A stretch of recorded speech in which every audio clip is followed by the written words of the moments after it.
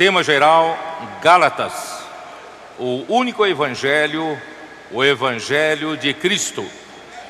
Mensagem 1. Introdução. Leitura da Bíblia, Gálatas 1, versículos de 1 a 3. Nós iniciamos a partir desta mensagem uma nova série e vamos abordar a respeito do conteúdo do livro de Gálatas, da carta de Paulo aos Gálatas.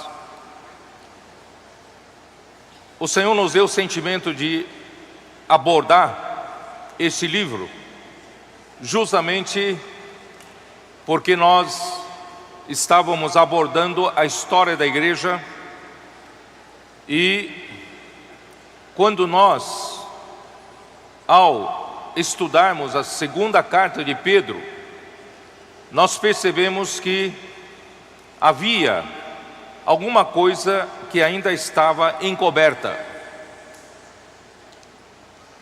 Poucos entendiam o que Pedro se referia quando ele dizia a respeito dos falsos mestres, quando ele dizia com respeito aos escarnecedores da palavra do Senhor, e por que ele insistia tanto em fazer com que os destinatários da sua carta fossem lembrar das palavras que haviam sido ditas antes, e porque ele insistia tanto na verdade presente, porque ele insistia tanto na palavra profética, que traz segurança, traz direção, é como uma candeia que brilha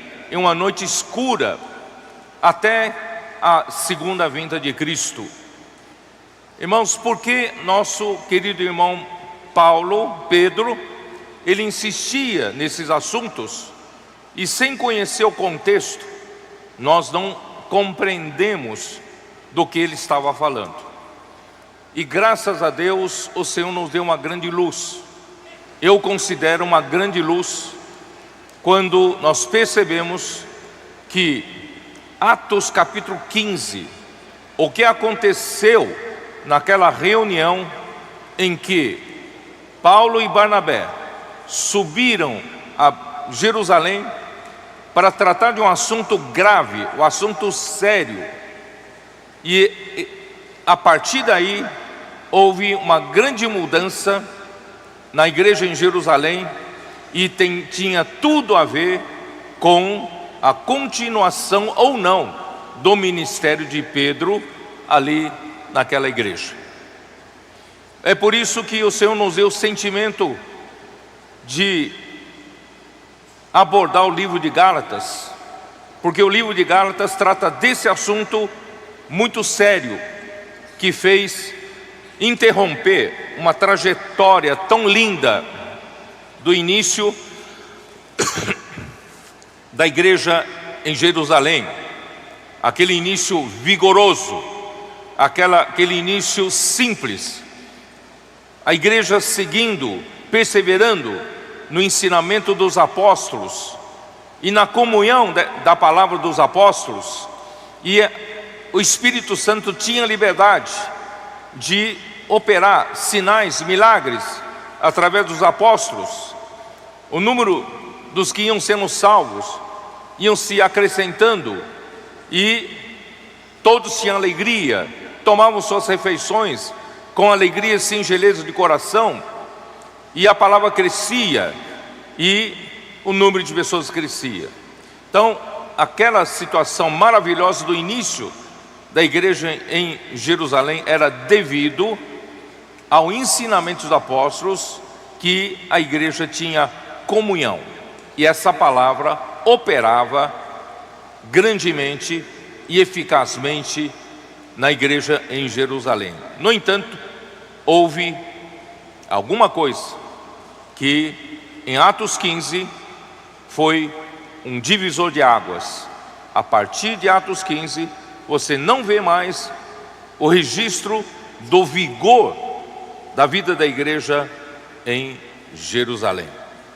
E tudo isso está relatado em Gálatas, nessa carta que se tornou uma carta muito importante para nós entendermos o que o inimigo de Deus tentou minar, o verdadeiro evangelho de Deus. Não existem dois evangelhos, há apenas um só evangelho, uma só palavra que o Senhor usa seus apóstolos para falar, um só evangelho, que é o evangelho de Cristo. Então a carta aos Gálatas foi escrita por Paulo durante a sua segunda viagem ministerial. Foi depois de ele ter passado pela Galácia e quando finalmente ele chegou até o Corinto. Lá em Corinto ele permaneceu por 1 ano e 6 meses.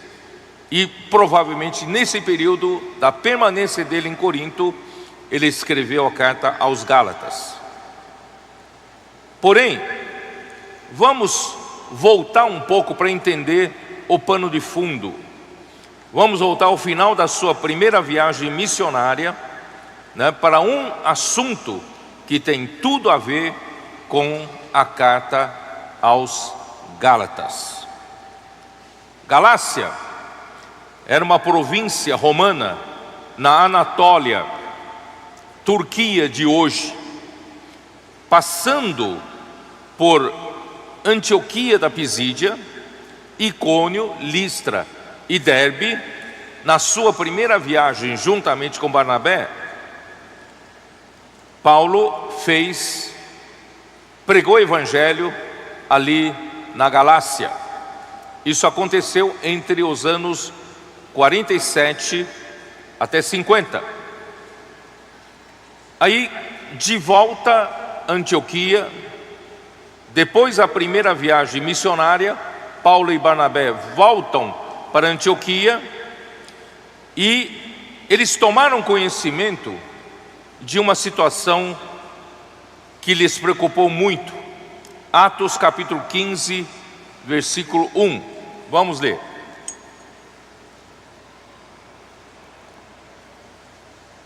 Alguns indivíduos que desceram da Judéia ensinavam aos irmãos: se não vos circuncidardes, segundo o costume de Moisés, não podeis ser salvos. Veja, essa afirmação é muito séria, muito grave e totalmente errada, impondo a condição de ser salvo. Além de crer em Jesus, eles puseram mais uma condição, que é a circuncisão conforme o costume de Moisés. Isso é o outro evangelho, não é o evangelho de Cristo. Então, versículo 2: tendo havido da parte de Paulo e Barnabé contenda e não pequena discussão com eles, resolveram que esses dois e alguns outros dentre eles subissem a Jerusalém aos apóstolos e presbíteros com respeito a esta questão. Enviados, pois, e até certo ponto acompanhados pela igreja, atravessaram as províncias da Fenícia e Samaria e, narrando a conversão dos gentios, causaram grande alegria a todos os irmãos. Tendo eles chegado a Jerusalém, foram bem recebidos pela igreja, pelos apóstolos e pelos presbíteros, e relataram tudo o que Deus fizera com eles. O versículo 5 reforça a ideia do versículo 1. Insurgiram-se, entretanto, alguns da seita dos fariseus que haviam crido, dizendo: é necessário circuncidá-los e determinar-lhes que observem a lei de Moisés. Então vocês percebem que no tempo de Atos 15, que era por volta do ano 50, havia na igreja de Jerusalém um partido dos judeus que creram, que principalmente eram da seita dos fariseus, e também os que defendiam a circuncisão.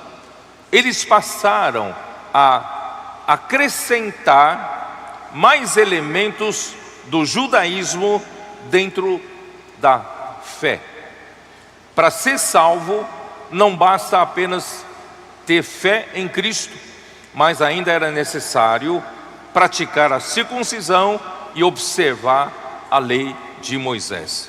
Irmãos, isso é o outro evangelho, é a armadilha que Satanás colocou na igreja usando a tradição dos judeus.